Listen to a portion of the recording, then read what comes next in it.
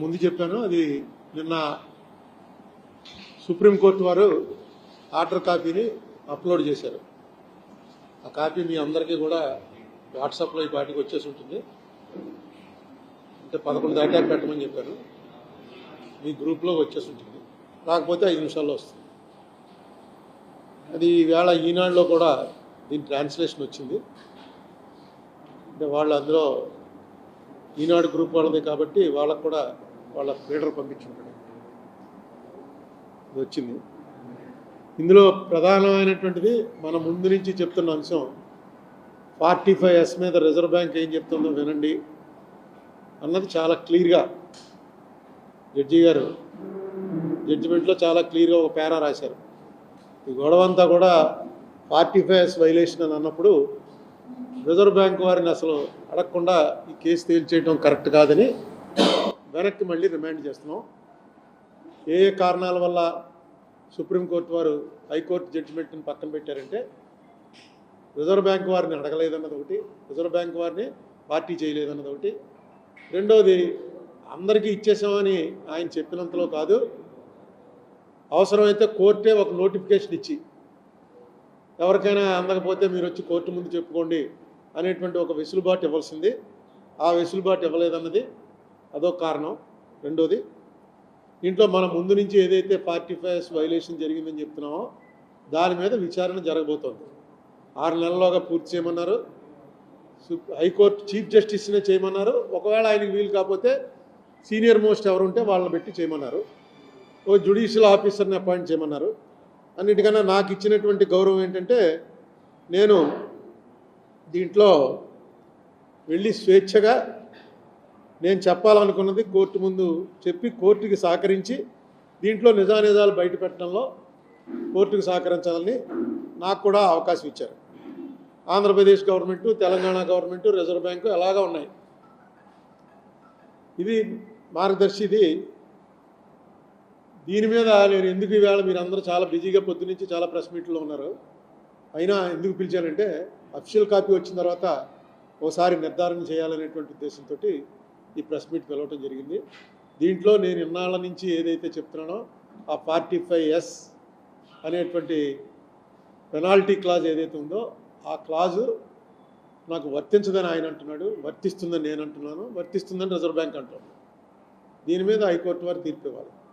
తర్వాత కలెక్ట్ చేసినటువంటి డబ్బు వెనక్కి ఇచ్చేసాను పూర్తిగా అన్న దాంట్లో మొన్న చెప్పినట్టుగా కొంత 2007కి మెచ్యూర్ అయిపోయినటువంటి దాన్ని 2011లో పే చేసినా అంతే అమౌంట్ పే చేశారా, వడ్డీతో సహా పే చేశారా? వడ్డీతో సహా పే చేస్తే చాలా పెరగాలి అమౌంట్. అయితే ఆయన 2007లో ఏదైతే చెప్పారో దానికన్నా ఒక 50 కోట్లు మాత్రమే పెరిగినట్టుగా ఆయన ఇచ్చిన లెక్కల్లో ఉంది. దాన్ని కూడా మొత్తం బయటికి తీసేటువంటి అవకాశం వచ్చింది. అలాగే దాదాపుగా 2007లో ఒక 300 బాక్సులు 2007లో కృష్ణరాజు గారు వాళ్ళు చేసినటువంటి కృష్ణరాజు అనేటువంటి ఒక IPS ఆఫీసర్ గారు చేసిన ఇన్వెస్టిగేషన్లో సుమారుగా 300 బాక్సులు, అది ఎవరో రామోజీరావు గారు వేసినటువంటి పిటిషన్లోనే చూశాను. 300 బాక్సుల్లో వాళ్ళకి సంబంధించినటువంటి అన్ని ఫైల్స్ తీసుకెళ్ళి ట్రయల్ కోర్టు ముందు ఉంచారు. కేసు రాజశేఖర రెడ్డి గారు మామూలుగా ఏదో వేధింపు చర్యల్లాగో లేకపోతే రామోజీరావు మనకు వ్యతిరేకం కాబట్టి ఎప్పుడూ మన తిడుతుంటాడు కాబట్టి అన్న పద్ధతిలో చేయలే. రంగాచారి గారు అనేటువంటి ఒక మోస్ట్ ఆనెస్ట్ ఆఫీసరు ఆయన తీసుకొచ్చి ఒక కమిషన్ వేశారు దీంట్లోకి వెళ్ళమని. ఆ కమిషన్ మీద రామోజీరావు గారు కోర్టుకు వెళ్ళారు. అలాగే కృష్ణంరాజు అని చెప్పి ఆయన మోస్ట్ ఆనెస్ట్ IPS ఆఫీసరు, ఆయన్ని తీసుకొచ్చి ప్రాసిక్యూషన్ అథారిటీగా పెట్టారు. ఆ జీవో మీద వారు కోర్టుకు వెళ్ళారు. అవన్నీ ఇంకా కోర్టులో ఉన్నాయి. దాంట్లో డైరెక్ట్గా రాజశేఖర రెడ్డినే పార్టీ చేశారు. జనరల్గా ఇలాంటి కేసుల్లో చీఫ్ మినిస్టర్ ఆఫ్ ఆంధ్రప్రదేశ్ అని చేస్తారు తప్ప రాజశేఖర రెడ్డి అనే పేరుతోటే ఇవాళకి కూడా ఆ పేరు తీలే. సుప్రీంకోర్టు కాగితాల్లో, హైకోర్టు కాగితాల్లో మార్గదర్శి రామోజీరావు వర్సెస్ వైఎస్ రాజశేఖర రెడ్డి అనే ఉంది. రాజశేఖర రెడ్డి మీదే వెళ్ళారట, పర్సనల్గా నా మీదకి వచ్చాడని. రేపు జరగబోయేటువంటి విచారణలో ఇవన్నీ కూడా ఈ 300 బాక్సుల్లో విషయాలు బయటకు వస్తాయి. డిపాజిట్లు, ఆ రోజున డిపాజిట్ల కాపీలు అన్నీ ఉన్నాయి. అన్నీ కూడా కోర్టుకు ఆ రోజున ఇచ్చారు. ఆ కోర్టు విచారణ జరగకుండానే ఆయన ఇన్నేళ్ల నుంచి ఆపుకుంటూ వచ్చి చివరికి అది క్రాష్ అయిపోతే మళ్ళీ దాన్ని సుప్రీంకోర్టు బతికించింది. సుప్రీంకోర్టు బతికించి మళ్ళీ హైకోర్టునే వీళ్ళందరూ ఇచ్చే మాటలు విని మీరు తేల్చాలి తప్ప వినకుండా తేల్చడం కరెక్ట్ కాదు. టెక్నికల్గా అది కూడా చెప్పారు, ఇది తప్ప రైటా అన్న మెరిట్స్లోకి మేము వెళ్ళటం లేదు.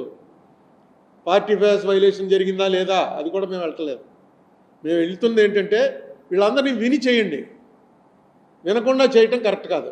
Reserve bank, Andhra government, Telangana government ముగ్గురిని పార్టీలు చేయండి. అరుణ్ కుమార్ వచ్చి మీకు అసిస్ట్ చేస్తాడు. అంటే నేను ముందు నుంచి ఇది బయటికి తీసుకొచ్చి మొదలుపెట్టినవాడిని నేను కాబట్టి నాకు ఆ రకమైనటువంటి ఒక ప్రివిలేజో ఒక ఆనరో ఇచ్చింది. ఇలాంటి ఇంతకుముందు ఇచ్చారేమో ఎవరికైనా తెలియదు, కానీ నన్ను పార్టీగా కాకుండా అసిస్ట్ చేయడానికి నాకు స్వేచ్ఛనిచ్చింది. ఖచ్చితంగా ఇప్పుడు దీనికి సంబంధించినవన్నీ ఏవేవైతే ఉన్నాయో అవన్నీ కూడా హైకోర్టులోకి వస్తాయి.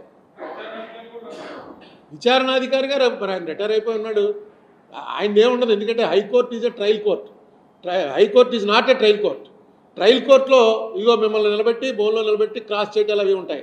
హైకోర్టు ఓన్లీ ఆన్ రికార్డే వెళ్తుంది. కింద కోర్టులో ఏదైతే జడ్జిమెంట్ ఇచ్చారో ఆ జడ్జిమెంట్ పెట్టుకుని హైకోర్టు వెళ్తుంది తప్ప రేరెస్ట్ ఆఫ్ ద రేర్ అకేషన్స్లో ఎప్పుడైనా పిలుస్తారు సాక్షిని మళ్ళీ పిలవాలంటే. నేను చాలా తక్కువ, ఎప్పుడు వెళ్ళా, ఎక్కడైనా జరిగి ఉండొచ్చు.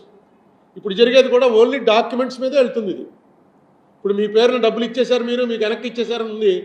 ట్రయల్ కోర్టు అయితే పిలిచి అడుగుతుంది, ఇచ్చేశారా నిజంగా, లేకపోతే వీళ్ళేమైనా భయపడి చెప్పి మీరు ఎలా అంటున్నారా, లేదండి నాకు ఇచ్చేశారు అంటారు. ఎలా ఇచ్చారు, క్యాష్ ఇచ్చారా, చెక్ ఇచ్చారా, చెక్ ఇస్తే ఏ బ్యాంక్ చెక్ ఇచ్చారు, ఇవన్నీ కూడా ట్రయల్ కోర్టులో జరుగుతాయి సాక్షి విచారణలో. హైకోర్టులో ఇవేముండవు. ఇచ్చా లేదా డాక్యుమెంటే, ఇగోనండి ఇన్ని చెక్కులు, ఇగో ఇంతమందికి ఇచ్చాం. ఇప్పుడు ఆల్రెడీ ఆయన ఒక 75 దస్త్రాలు పంపించారు. ఒక్కొక్క దాంట్లో అంటే 2,70,000 పేర్లు, ఎవరెవరికి ఎప్పుడెప్పుడు అమౌంట్లు ఇచ్చారన్నది మొత్తం అంతా కట్టలు కట్టి బుక్స్ అన్నీ వస్తాయి మన ఆఫీస్కి. నాకు ఇచ్చారు, స్టేట్ గవర్నమెంట్కి ఇచ్చారు, తెలంగాణ గవర్నమెంట్కి ఇచ్చారు, మొత్తం అవన్నీ. వాటిలో చూడాలి, వాటిలో ఆల్రెడీ నేను రాజమండ్రి పేర్లన్నీ తీశాను. ఆల్మోస్ట్ కోట్ల మీద రూపాయలు వేసిన వాళ్ళు కూడా ఉన్నారు.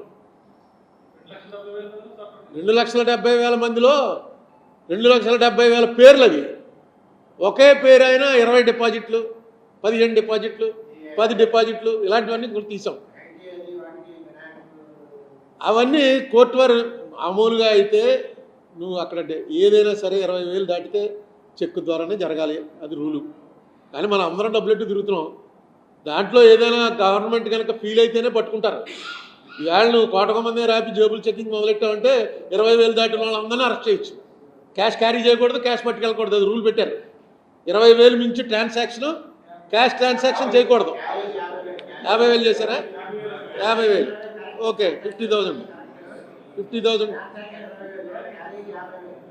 Carrying 50,000 transaction. అదే నాకు అంత క్లియర్గా తెలియదు, కానీ దాని మీద కూడా కేసు ఉంది. మార్గదర్శి వారు డబ్బులు తీసుకుని ఒక వ్యాన్లో డబ్బులు పట్టుకెళ్తున్నారని ఆ వ్యాన్ ఆఫ్ చేసి, ఆ వ్యాన్ పర్టికులర్స్ బాంబే వ్యాన్, ఎందుకంటే ఇలా సెక్యూరిటీ వ్యాన్లు ఇక్కడ లేవు. బాంబేలో ఒక కంపెనీకి ఉంది. ఆ బాంబే కంపెనీ వచ్చి మన క్యాష్, ఇప్పుడు బ్యాంక్ నుంచి క్యాష్ ఇంకో బ్యాంక్ లాకర్లో మార్చాలంటే బ్యాంక్ వాడు విత్ సెక్యూరిటీ తీసుకెళ్తాడు. అది ప్రైవేట్ వాడు ఏం చేస్తాడు, ఆ బాంబే కంపెనీని హైర్ చేస్తారు. ఆ బాంబే కంపెనీల దగ్గర అన్నీ చేశారు. అప్పుడు మీకు 2007, 2008లో ఈ బాంబేలో ఏ కంపెనీ దగ్గర హైర్ చేశారు, ఎంతెంత డబ్బు పట్టుకెళ్ళారు, ఆ డబ్బు అంతా కూడా ఎవరి దగ్గర కలెక్ట్ చేశారు, ఇవన్నీ కూడా ఉన్నాయి. ఇవన్నీ బహుశా ఆ 300 బాక్సుల్లో ఇవన్నీ ఉండుంటాయి.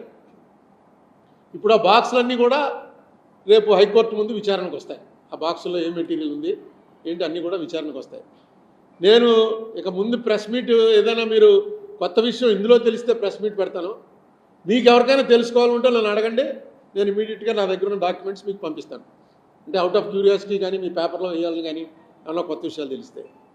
నెక్స్ట్ నేను ఇంకొక అప్లికేషన్ పెట్టబోతున్నాను హైకోర్టుకి. ఈ మొత్తం విచారణ లైవ్ టెలికాస్ట్ ఇమ్మని. ఇప్పుడు సుప్రీంకోర్టులో మనకి డైరెక్ట్గా వస్తుంది, కానీ అది ఎవరెవరికైతే వాళ్ళు ఎలిజిబిలిటీ ఇస్తారో, అందులో ఎవరో ప్లేడర్లు ఎవరో, లేకపోతే అందులో ఎవరో పార్టీలు ఎవరో, వాళ్ళకే వస్తుంది తప్ప కోడ్ అందరూ చూడటానికి ఉండదు. నేనేం కోరబోతున్నానంటే హైకోర్టుని, ఇది సెన్సేషనల్ కేసు కాబట్టి ఇది మొత్తం యూట్యూబ్కి లైవ్ ఇచ్చేయండి. ఆ యూట్యూబ్కి లైవ్ ఇవ్వడానికి కనుక కోర్టు వారికి ఏదైనా ఎక్స్పెండిచర్ ఇది ఎందులో రాయాలి, ఎలాగా ఇది ఫస్ట్ ఆఫ్ ఇట్స్ కైండ్ అవుతుందా అని అనుమానాలు ఉంటే నన్ను అసిస్ట్ చేయమని సుప్రీంకోర్టు వారు చెప్పారు. కాబట్టి నేను కోరేది ఏంటంటే దానికి అయ్యే ఎక్స్పెండిచర్ నేను పెట్టుకుంటాను. ఏముండదు ఎక్స్పెండిచరు, ఇలా వచ్చి ఒక కెమెరా పెడతారు, మీరు యూట్యూబ్కి లైవ్ ఇచ్చేస్తారు. ఇప్పుడు అందరూ ఇచ్చేస్తున్నారు కదా, యూట్యూబ్కి లైవ్ ఇచ్చేస్తారు. దానివల్ల ఏంటంటే ఇలాంటి సెన్సేషనల్ కేసుల్లో అసలు ఎలా జరుగుతుంది, హైకోర్టులో విచారణ ఎలా జరుగుతుంది? మేము మామూలు కేసులు అయితే వాళ్ళు పట్టించుకోరు. ఇది రామోజీరావు గారికి ఉన్నటువంటి పేరు ప్రఖ్యాతులు, ఆయనకు ఉన్నటువంటి సెలబ్రిటీ స్టేటస్ని బట్టి రామోజీరావు గారి కేసు ఇట్రా అని చెప్పి చాలామంది రాష్ట్రంలో ఉన్న ప్రజలు, తెలుగు మాట్లాడే వాళ్ళు, వేరే ప్రదేశాల్లో ఉన్న వాళ్ళు కూడా ఆసక్తిగా చూస్తారు. తెలుస్తాయి అసలు ఈ చట్టాలు ఏంటి, బ్యాంకు ఆర్బీఐ చట్టాలు ఏంటి, ఎలా కలెక్ట్ చేయొచ్చు, కలెక్ట్ చేసిన డబ్బు ఎలా ఉంచాలి, దాంతో ఏం చేయొచ్చు, ఈ విషయాలన్నీ కూడా కూలంకషంగా తెలుసుకోవాలంటే దీన్ని లైవ్ టెలికాస్ట్ యూట్యూబ్ ద్వారా ఇవ్వమని చెప్పి ఒక అప్లికేషన్ పెడతాను. నాకు కోర్టు వారు అంగీకరిస్తారనేటువంటి నమ్మకం ఉంది.